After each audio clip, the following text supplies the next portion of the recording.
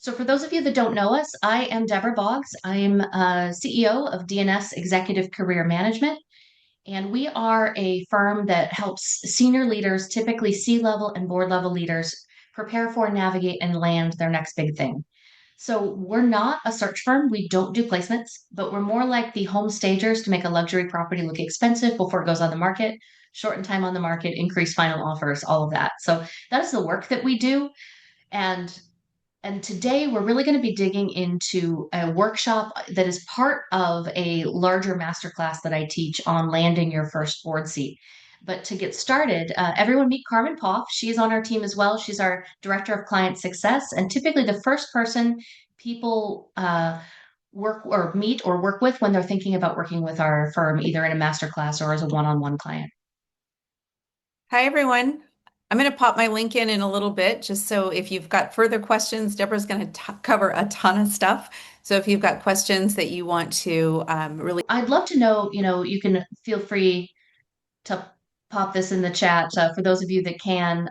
But how many of you are a seasoned leader, or seasoned executive leader with 20 years of experience in your industry and a track record of success?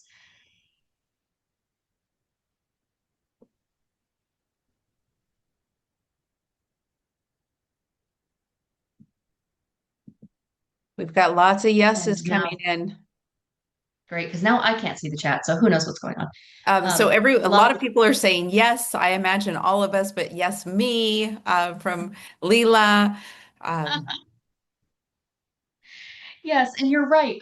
Everyone in this room is probably a seasoned leader with 20 years of experience in your industry and a track record of success, right? We do this presentation for a lot of specialty groups too. So if I'm in a group full of CFOs and I ask this question live, everyone raises their hand. And that's great. You have to have that to be a qualified board leader.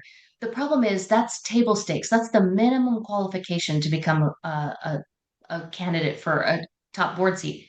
And so we have to think about our value differently. We have to describe it differently because we look at these all of the time. And this is something that everyone starts their board documents with, everyone starts their board resume, and it's not helping you stand out. It's not serving you in any way. So, what we're going to do today is think about our board skills differently. We're going to talk about the first step to becoming a standout candidate. We're going to reframe your skills and experience for the boardroom, and we're going to define your board specific unique value. Now, this is a ton of stuff to go through in the next 50 minutes. So I want you to know that I don't expect anyone to complete this handout in its entirety by the end of the hour, but I do want to give you all of the tools you need to be able to complete the handout because the goal of the handout is to build a really strong, unique value proposition that you can then use in your board documents, in your LinkedIn profile, in the way your networking conversations, and everything else. And so this will be something that will really help guide your entire search. And it's a piece that most people skip before they actually start their board search. And this is why they kind of sit on the starting line and not really make any progress. So to start, we're going to talk about the absolute most important first step. And as a housekeeping item, grab the LinkedIn or grab the handout, and you can go through this process live.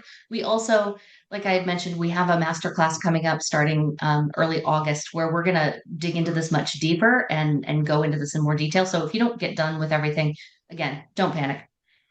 Okay, so the number one most important piece, and most people skip this because it's hard, is you have to have a hyper focus on your ideal board opportunity.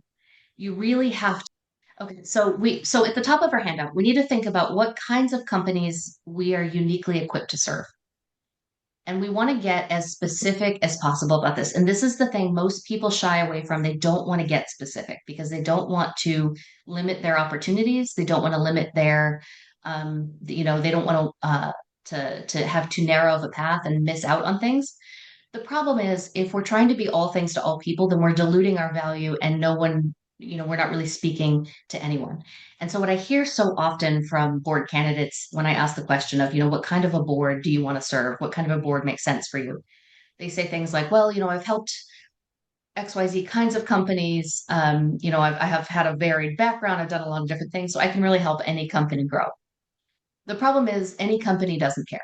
we need to get really specific. And this is the piece, again, most people skip, but is absolutely vital to a successful board search if you're going about it to really think about it strategically and land that first thing. So in your handout, you've got looking at the industry or industries. Now, I will warn you, if you do too many industries that are not alike, you're going to have a hard time with the next couple of phases of building this unique value proposition. So thinking about, if they're adjacent industries, great. But if it's something like, I had someone recently want MarTech SaaS things and real estate. These are not the same industries. We can't, this is hard to focus on. So it doesn't mean that you can't explore opportunities if they came to you, but it does mean that we're really, for the work that we're doing to really focus the search and put a process around the search, we're really kind of narrowing down into opportunities. So I'm going to give everyone a moment to do this. Company type, that means is it a public company? Is it a private company? If it's private, let's get specific. Is it PE backed, family owned? Is it an ESOP? Is it a mutual fund? What does that look like? Um, Company size, is it a startup? Is it early stage, growth stage? Is it getting, is it nearing an exit or an IPO? Those are all going to be different. Companies are thinking about different things at every stage. Is it a small business, mid-market, enterprise level? And then locations. And what I mean by that is, are you interested in doing work internationally, or do you maybe have expertise in Latin America, or maybe in one region of the country or something where a company may be thinking about expanding or growing their footprint, things like that. How does everyone feel about this?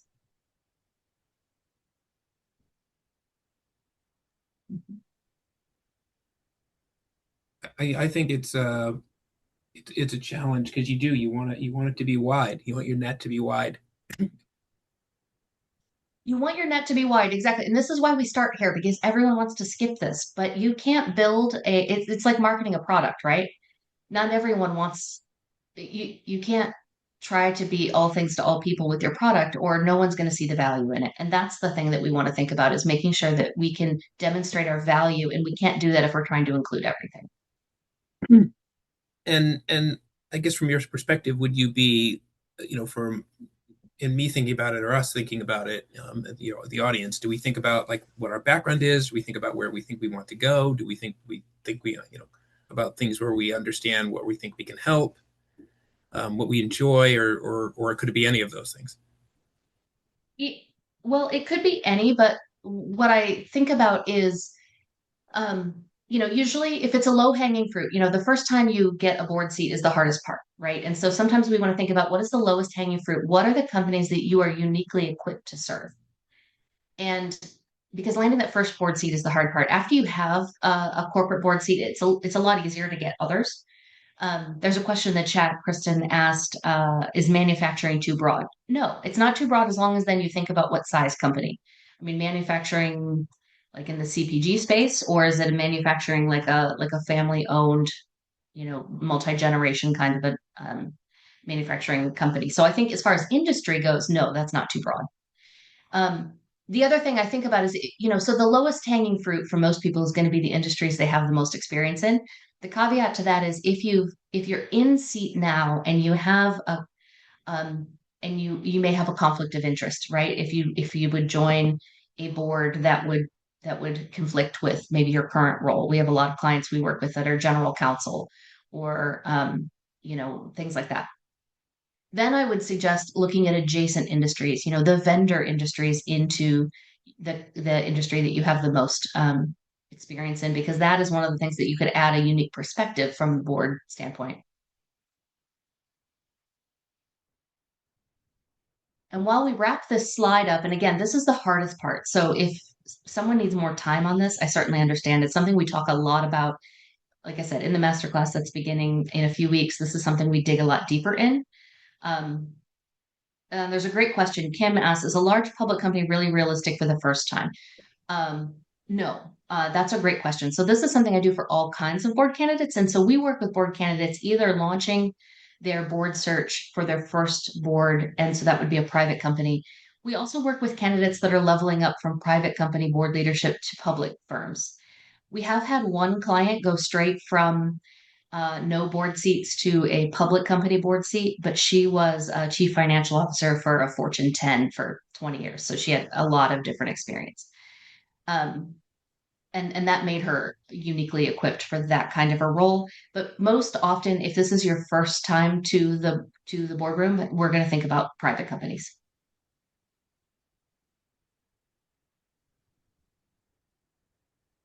One more question in here. Currently, I sit on both a board for an insurance and distribution company. The linking factor is my background is in tech. Would it be okay to say tech-enabled industry? Um, yes, you can definitely, it'll make more sense as we go further. Yes, that is fine. But we do want to probably get a little bit more specific of thinking about, okay, the insurance and the distribution, what else do they kind of have in common? Or you'll realize as we go further a little bit, but when we think about the challenges that these kinds of companies are facing, insurance and distribution can be pretty different in terms of those challenges.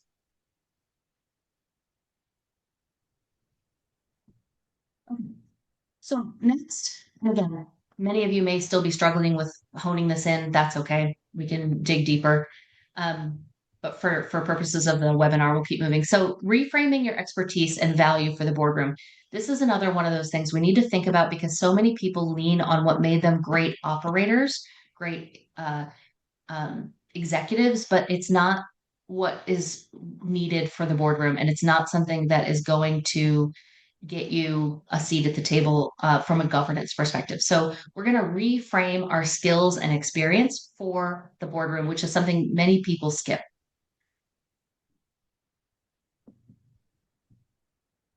So this is the slide. If you don't have, if you can't see my presentation, we will get you a copy of this slide later, and I'll read it to you here as well. But so this slide is the key board specific skills. These are the skills through our work of working with executive recruiters, board candidates, board nom-gov committees, board chairs, things like that, of what is most important across all industries. These are the general skills that most boards are looking for. You don't need to have all of these skills, but you do need to think about the 3 to 5 that you're most uniquely equipped to support a board from a governance perspective. So these skills include P&L ownership.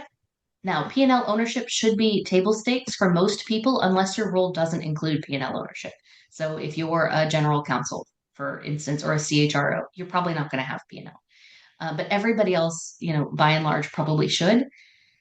Global and international experience. I'm going to go through these quickly. But you think about, jot down the 3 to 5 that you feel like you could be, that you would be confident advising a C-level team on, so things like corporate strategy, any kinds of transactions, M&As, IPOs, other exits, that's interesting experience.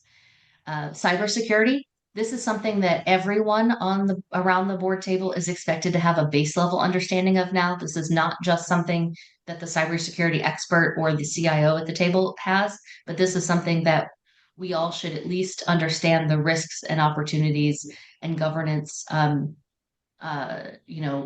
topics around cybersecurity. Fundraising, this is if you're looking at startups. Restructures or turnarounds, corporate governance. Again, corporate governance can be a table stake sometimes, so don't lean on that as the top thing, but it's definitely important if you have it. Public or private corporate experience. So if you're looking for public company board seats, as someone else asked in the chat, you do need to show that you have public company experience. Technology expertise, certainly, as someone mentioned. AI, this is something that, again, there's going to be maybe an expert or two on the board, but everyone is expected to have some base level understanding of what AI means from a board governance standpoint. Marketing strategy, go-to-market strategy, financial acumen, audit experience, risk management, and legal or regulatory expertise. So what I can say here is that this list changes all the time. Things like, you may say, where's ESG? I know that's important. It's not right now. It's not something that is getting board candidates selected at this moment. So we took it off. This is what's going on kind of in the market right now. Now, I will say, you may say these don't make sense for my industry. We're actually going to dig much deeper into how to find your industry specific skills in the masterclass. So this is something that we'll dig a lot deeper into how you get from this general list and then, dial it down a little bit further. But that's something we don't have time for the workshop today. And there's a question, Kim, Hi, can you you hear have your hand me? raised? Can you hear Yes. me? I Yes. had a specific question about privacy, which is my expertise, but it ties to cyber. But, I always hear the reference to cyber in board conversations like this, but never privacy. And I'm just wondering what you see out there regarding that. And I had a conversation with someone on a board recently, and they were sort of encouraging me to reframe things in terms of sort of being like a data expert. So I just curious what you've seen on that. Yeah, so this is a great question. I think this comes back to when we drill a level deeper into industry specific stuff, privacy becomes much more important. And so I think that really lives under cybersecurity and also risk management. Privacy is really one of those risk management and also regulatory expertise areas that are sometimes overlooked but deeply important. And that's where I would maybe focus that expertise. I think it's certainly valuable in the boardroom, and the way we would categorize it would be in that regulatory risk management cybersecurity space. Okay, thank you.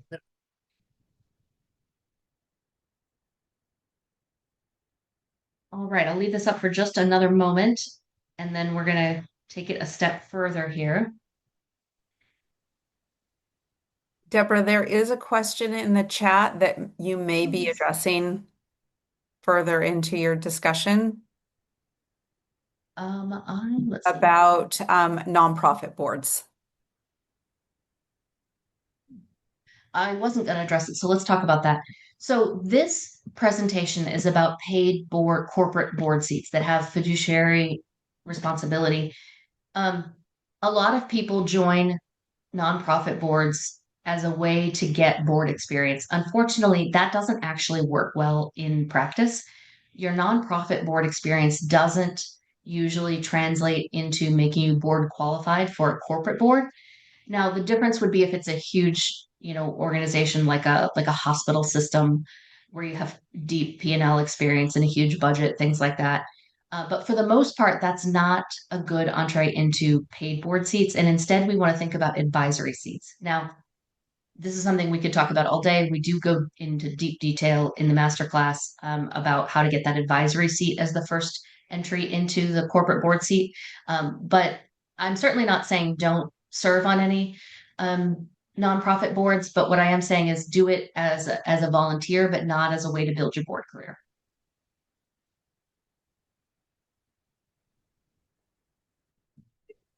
Thank you, Carmen Okay, and so Deborah. That was my question. Thank you. That's super helpful because I think there is this misnomer that we have to go through the pay to play to then be a candidate for the corporate. So thank you for clarifying.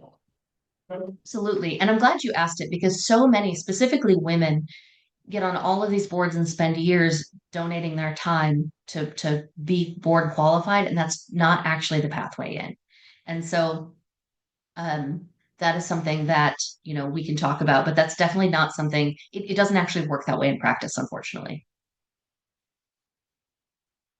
So the next part of our handout is going to be to define the key challenges that your target companies are facing right now. And this is why it matters to get clear on the ideal company because we can't really clearly define what they're struggling with right now without knowing who we're talking to, right? And distribution companies and insurance companies probably have different challenges. Public companies or enterprise level companies and early stage startups, very different challenges.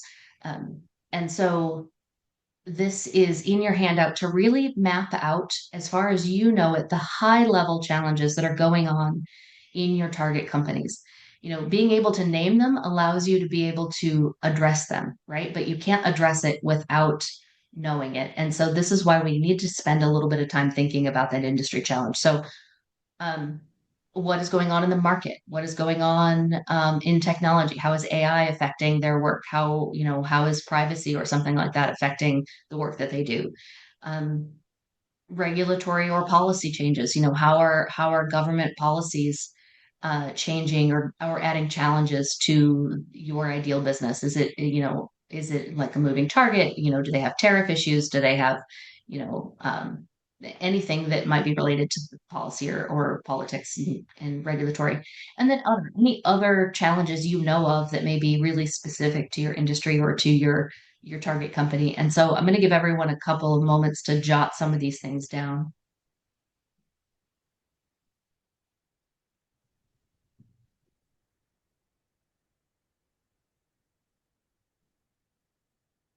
Oh, and I see your note, Kim, about it's the first time you've heard that feedback for nonprofit service.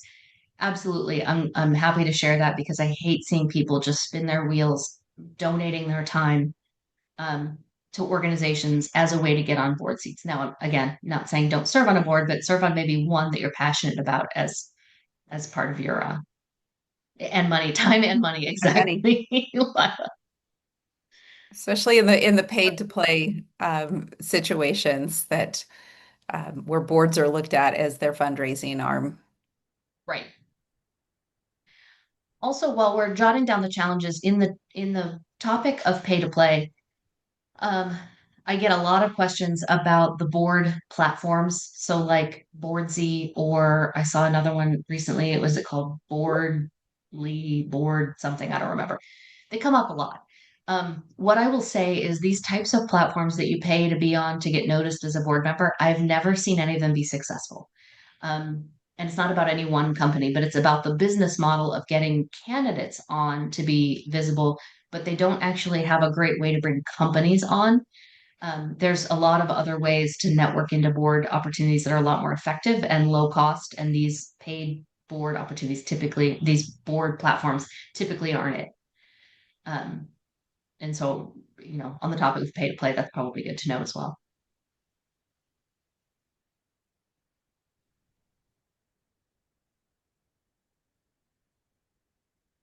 While you're jotting this down, if anyone wants to talk more specifically about your specific board search, feel free to reach out to Carmen. She'll pop her link in the chat. I will do that right now. Or we'll talk more about it at the end. But for anyone who wants to learn more about the 3-week masterclass coming up on all things related to landing your board seat. What about engagement in board organizations? Okay, I love PDA a lot. I'm an active member because they have really great content and they do really great work. I think that, again, not to keep plugging it, we're going to dig deeply into networking into a board seat in the masterclass. But in a short note about these board organizations, you need to think about your ideal audience. And I like the board organizations that are co-ed because and that's not to say that 50-50 women on boards and getting women on boards in some of those organizations aren't good, because they're fantastic for board governance content. But from a networking standpoint, if we call them our legacy board members, or our white men of a certain age are still getting the majority of board seats, it's not helpful for us to only network with women. We need to think about who we need to know to open doors for us. And so we need to broaden our network. And so those organizations are great, but I don't want anyone in this room to think that maybe joining 50-50 women on boards is all they need to do, because you're doing yourself a disservice by not broadening your network. I'll be speaking at PDA this year. So if anyone's coming to Atlanta, I can't wait. I'll be doing, it's the Private Directors Association, Kim. What I like about it is it's more focused on private company boards, smaller company boards, whereas NACD and some of those other big ones are still excellent, but they're focused more on public company boards. PDA is much more affordable. The membership rate is actually pretty low cost, and they do really great content. I mean, shameless plug because I do a lot of content for them, but they do a great job. I love PDA, and they have a national conference coming up in October where I'll be doing a couple of workshops. Okay, so now that we know the challenges, how are we, or you specifically, uniquely equipped to navigate these challenges from a governance perspective? how are you able, thinking about these challenges, how can you support the board and support the C-suite team in navigating maybe the regulatory or the risk or CEO succession or changing technology landscape if AI is going to be changing the market, things like that. Thinking about the high level things, how are you uniquely equipped to solve for those things? And I'm going to give everyone a couple of minutes to jot that down. And while I do that, I'm still going to be yapping at you. Sorry. I want you all to remember this is high level governance. This isn't doing. No one's bringing you in to be the doer and the hands on taking things over. They're bringing you in to help guide from a high level strategy, advisory, fiduciary perspective, and not physically getting in. I have a lot of board candidates that tell me, "Well, I'm really great. My superpower is really hiring great teams and putting the right people in the right seats." Great. Boards don't care. That's not what you're being brought on to do.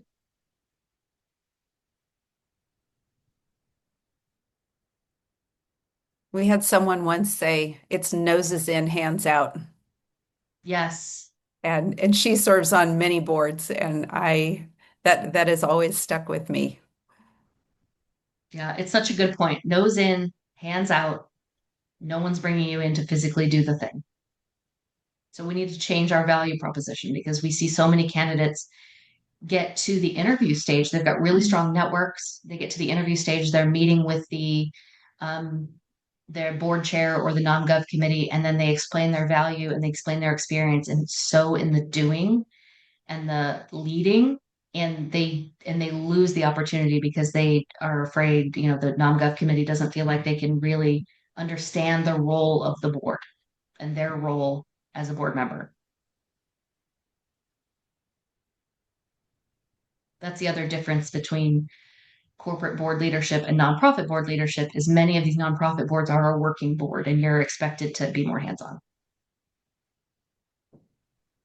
Oh, good. Noses in, hands out is a catchphrase taught in NACD certification. Perfect. Yes, I've definitely heard it. And it's a great visualization of what the role of the board is.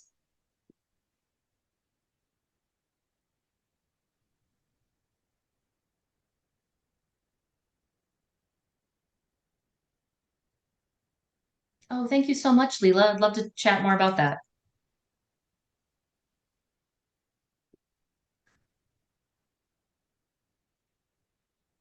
Perfect. Yes, because we'll definitely be in Atlanta.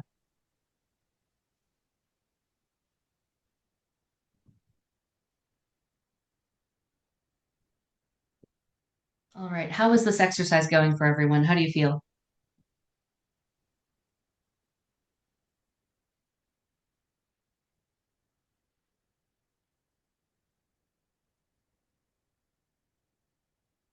Perfect. Thank you, Patricia. Good, good, good.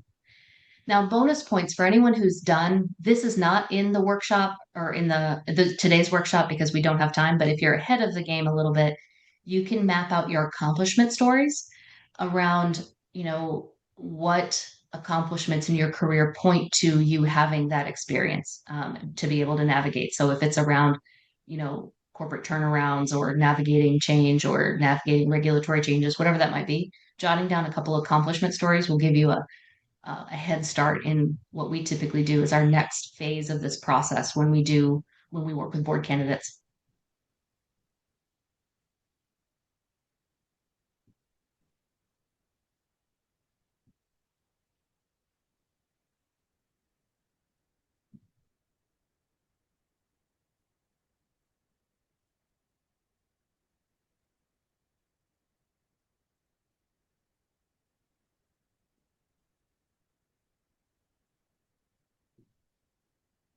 And before we get to the next slide, which is everyone's favorite, because we're really going to put the um, the value proposition together. One more thought about how you're uniquely equipped to help with these challenges. One of the things that we like to think about, especially in the board space, but really for anyone who um, who's new to the board role is, we can say we're a corporate governance leader or that we have turnaround experience. We can tell people all of these things. but it's a lot more impactful when we can show our expertise and not tell it. And showing our expertise is when you're mapping those accomplishment stories to those skills. And then you can use those accomplishment stories in your resume, in your LinkedIn profile, in your conversations with people, your interviews. It really becomes not just saying, yes, I've got 30 years of experience in corporate governance, and saying, here are the things that I've actually helped companies navigate from a governance perspective. So,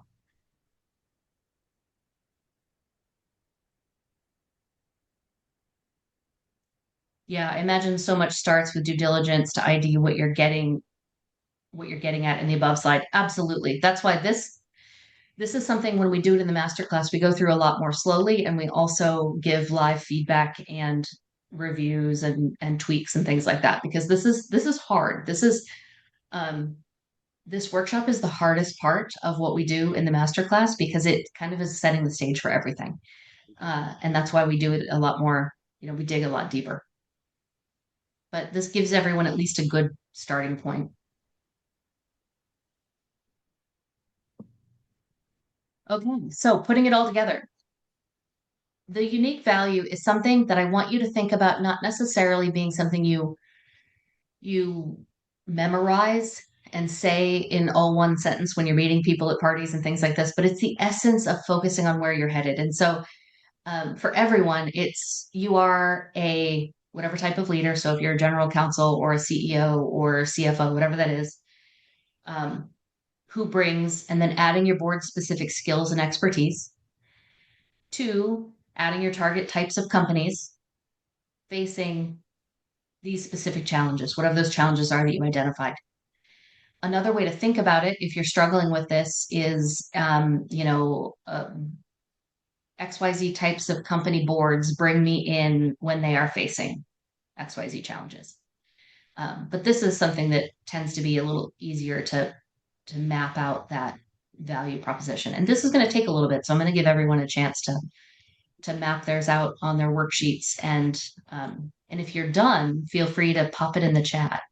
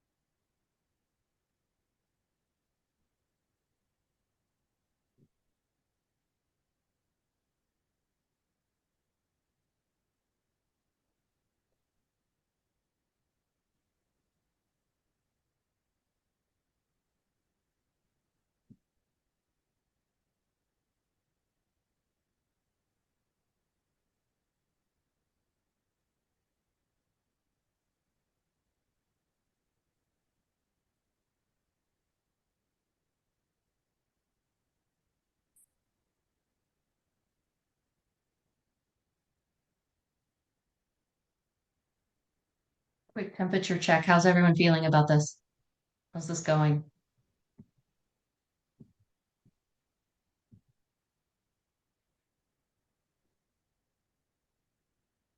I'm seeing heads down and working, so Good. Okay.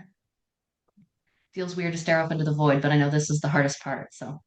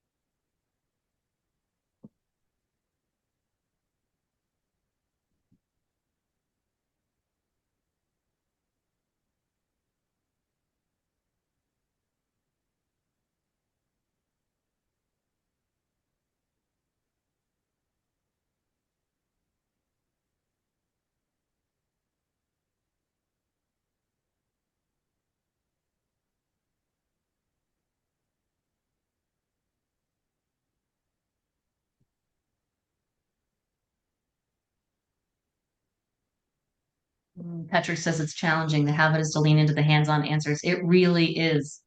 This is so hard. And this is why I'm so glad you bring this up, Patrick, because this is why we work with candidates that are looking for board seats. You know, if you've had an amazing career, you fit the profile of being a board ready candidate, it takes so much more than that to land a seat because everyone you're competing against is at the top of their game. And so many people struggle with getting clear on their focus, understanding their actual value for the boardroom, communicating that value in a way that resonates with their ideal target market.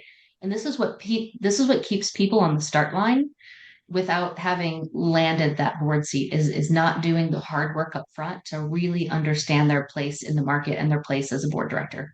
So it is hard. And that's why we do this both, again, in these cohort small group master classes, but also one-on-one with candidates. So if anyone, wants to talk to Carmen about working through building your unique value proposition together, building your board documents, your board resume, your board LinkedIn profile, your board bio. We do that for our candidates, hands-on one, as a white glove service. And then also your board search strategy and interview prep to really help you message these things in the interviews as well and in your networking opportunities. So this is something we can either do hands-on, one-on-one, or as part of a master class because it's difficult.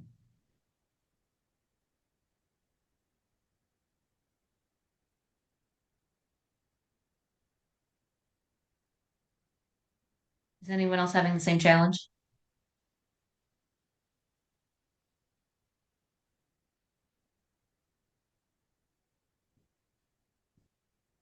I spoke with someone recently, Deborah, who said, I know what my value is, but it's not unique.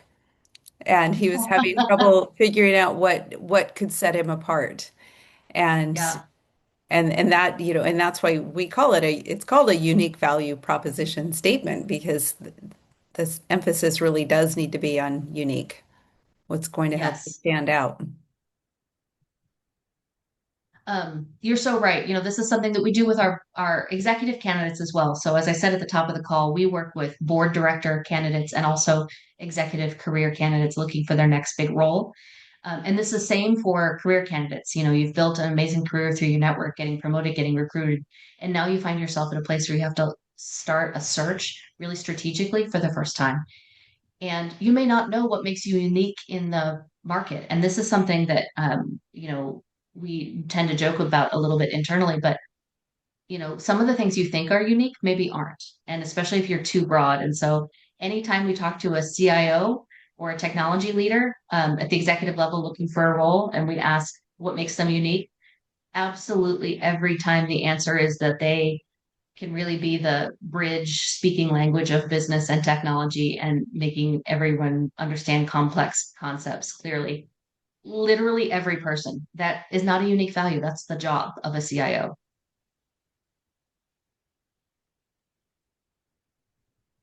Kim says, yes, it's hard to do in a short time period. It is. Again, when we do this as a larger exercise, we're sharing them, we're tweaking them, we're spending more time on it, we're thinking about it. This is more of a sneak peek. Patricio says, please expand on the board search strategy. How does that work? So this could be a whole separate workshop, and it is actually the masterclass of thinking about what once you know your ideal board seat, we need to then back into what rooms do you need to be in to open doors to people who can make those introductions for you. And that's virtually live. That's around what kind of person do you need to meet? Because most board seats, and especially for your first board seat, will be done through your network. It's not, board level can't recruiters can't place you because they can only place been there, done that candidates. And so it's about strategically thinking about what rooms do you need to be in, getting in those rooms, and then what are you going to say to those people when you have their attention? And that's what that search strategy looks like. And there's a process to that. Happy to chat more about it offline if you want to schedule a call with Carmen.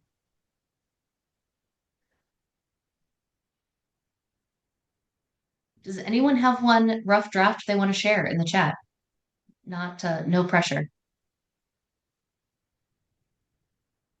And it doesn't have to be perfect. It just it's a great opportunity to get some real-time feedback.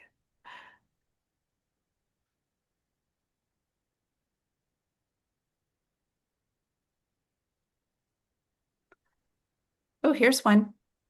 Ooh, we have one. Thanks, Kathy. Experienced board director and executive leader who brings technology innovation and connections to help private, growth-oriented, mid-sized organizations aspiring to leverage technology to accelerate their organization.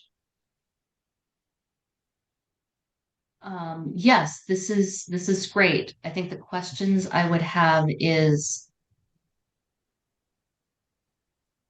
more specific about what leverage technology to accelerate their organization. Is it a scale issue? Like, what are they trying to do? Is it a scale? Is it a efficiency? Is it catching up in AI? I think getting a little bit more specific about what that actually means would be helpful. And then private, growth-oriented, mid-sized organizations. So, having an idea of maybe what industry specifically, and the only reason I'm saying all this to you is to help other people understand theirs as well. Like what kind of private growth oriented, um, are they customer focused, B2B? What do they provide? That kind of thing will help. Now, you brought up a good point though that you're a sitting board director now, and so getting as specific is maybe not as important because you've had a board seat, so it's a little bit easier to get that second board seat. But you could maybe say private growth oriented companies like XYZ, the kinds of companies you already serve. Thank you for sharing that. That was really, really helpful. Tough on a first draft. I love it. Yeah, the first no, it's perfect. Thank you. It was really great for a first draft. And it's hard. This process is not easy. Can I ask a question? Mhm. Um, Kind of circling back to identifying the challenges, the companies that you would be targeting are facing. So if your history has really been working in sort of large public companies, but as you advise, you're gonna likely for your first time be targeting probably smaller private companies. I guess I'm wondering if you have suggestions about how to understand maybe because they're probably facing, different kinds of challenges, right? So Right. just curious if you have thoughts about how you would, you know, get your arms around that when you haven't really worked for a smaller company. Right. Um, this, honestly could be an opportunity to have a thought partnership conversation with Claude or ChatGPT of like, here's the kind of company I'm looking for. And I don't mean to write your unique value proposition because it's going to give you everyone else's unique value proposition, but it can help you think through what some of those challenges might be that aren't on your mind. Um, what I do think about is, if it's a small company that's similar to your large public companies, those challenges may be same, but on a different scale. And what you can say is that you bring enterprise level expertise. You've seen best practices at, the blue chip companies and how they've managed it, and you can bring that expertise to a private company. Yeah, I thought about that, and that was actually my initial thought, but then I thought the feedback or concern might be that as a privacy and a governance person, that they'd be afraid that, oh, this person's going to try to make us build a Cadillac and all we need is a Volkswagen, you know what I mean? Well, the good news is you're not being brought in to build a Cadillac or a Volkswagen. You're being brought in to advise the C-suite team, see around corners, um, share best practices, share, things that they may not even have on their radar yet. You're not being brought in to build either opportunity. So Hmm. I wouldn't worry too much about it. Okay, but helping them understand, the difference between, this is what a blue chip thing would look like, but that doesn't necessarily mean they need to have one, but the awareness and the advice, the Exactly. strategic advice. Yeah, got it. Thank you. Exactly. No, that was a great question. Okay, so next, happy to take some Q&A, at the end of this call. I know everyone has maybe, or some of you may have some specific questions. Happy to dig in a little deeper. But before we do that, a little bit about this cohort coming up. We begin August 5th.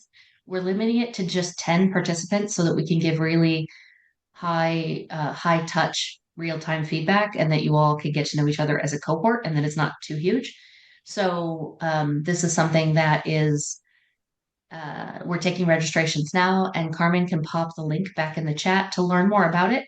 It's in the 3 weeks. We're going to do session 1 is this conversation, but a lot deeper. We're going to talk about industry specific skills, how to find those things in SEC documents, how to really hone this in, and then we'll be giving live feedback on everybody's UVPs.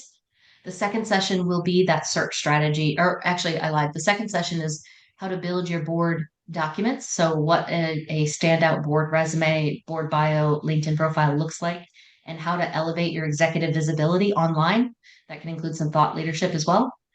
And then the third session is that search strategy and interview prep for the board seat. So, how are you going through the process to find these opportunities and to get in front of the right people? And then what are you saying to those people when you do get a seat at the interview table? So, happy to answer any questions about how this process works. Scott, how often do these master classes start each year? The last time we ran this course was in November, I believe. I don't plan to do another one until winter. We'll probably do it shortly after PDA, so maybe November-ish again. So I guess my answer to your question is every 6 months-ish, maybe? That sounds about right.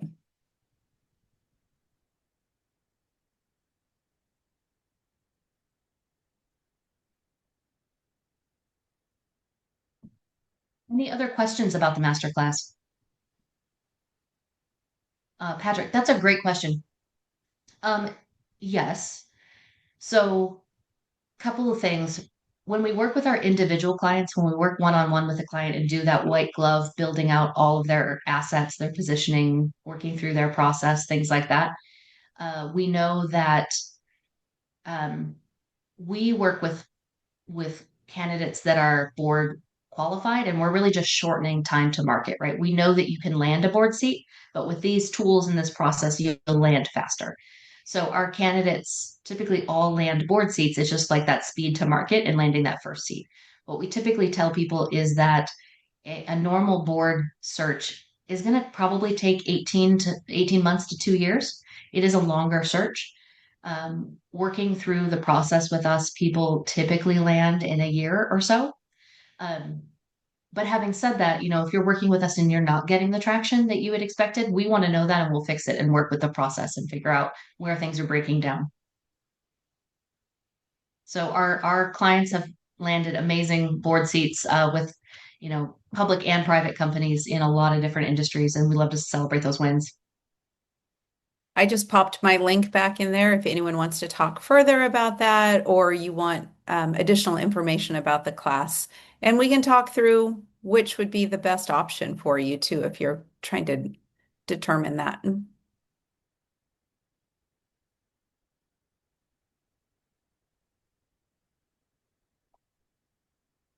Any other questions in general? Let's see, we've got one from Mark.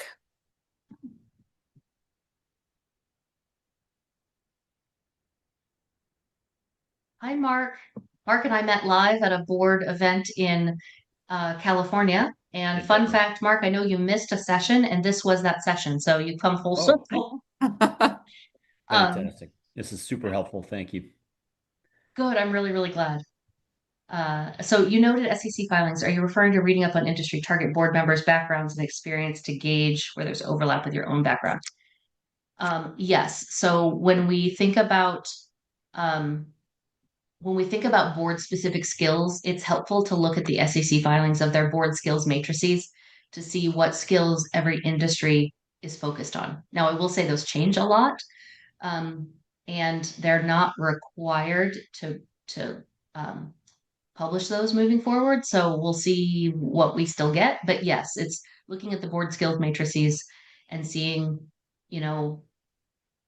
even you're not going to, if it's going to be your first board seat, you're not going to be a public company board candidate, but it is good to know what that industry cares about that is more specific.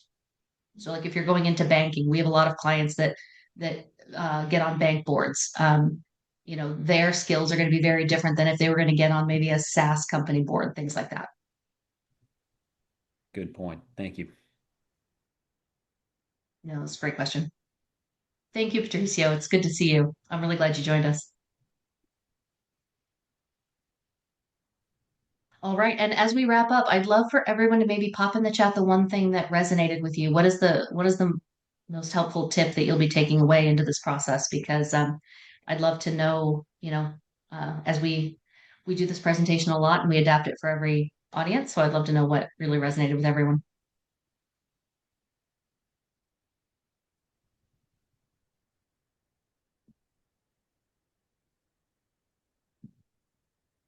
Sharon says, for me, it was taking consideration of the industry. Yes, that's really helpful. Scott, the connection of your skills to the problems companies may be facing. Yes, it just makes your experience make you look like the natural fit to help them if we're thinking about it from the challenge versus your experience.